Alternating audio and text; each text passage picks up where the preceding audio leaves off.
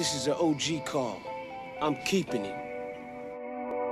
I mean, I feel like he could have made the fight with me happen, and it would have been better for the fans overall. But he did what he had to do. He's his own man. And he's one of the best fighters in the world right now. But I'm not gonna judge him on the things he does. He earned his spot. But like I said, I feel like I have what it takes to beat Canelo.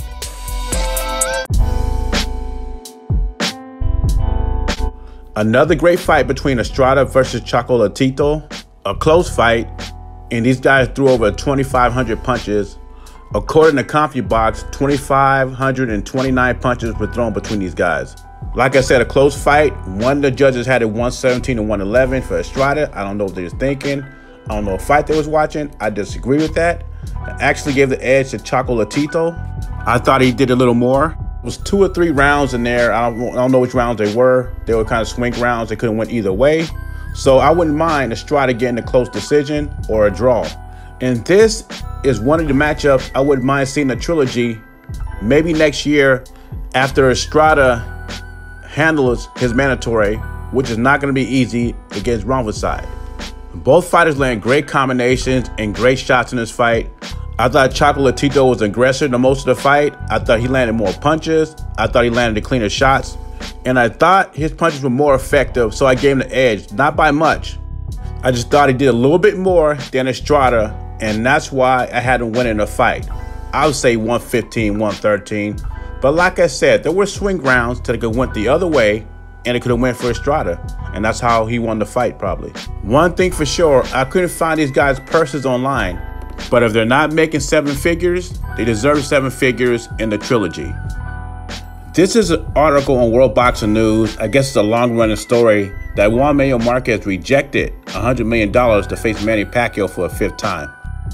According to the Hall of Famer Marquez, the risk outweighed the reward of knocking out Manny Pacquiao.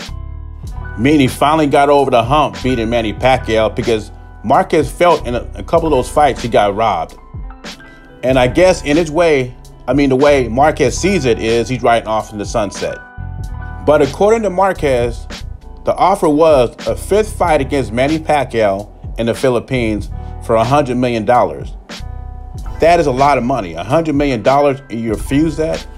And the reasons why Marquez says he turns down the fight is because honor and pride is more important in doing the 5th fight.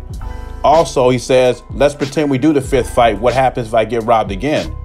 And he also says Pacquiao is capable in hitting him with the right shot and hurting him badly, and that was a risk Marquez says he wasn't willing to take.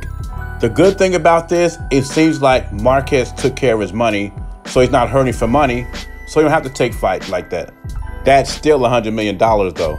But World Boxing News caught up with Bob Arum. Bob Arum said, listen, we offered him $6 million. Then it went up to $8 or $9 million, something like that. Bob Arum believes that Marquez was talking about pesos. And he said $9 million to get you around $115 million pesos, and that was their interaction with Marquez. Which side of the story you believe? Do you believe Marquez was offering $100 million, or was Bob Arum offering $8 or $9 million?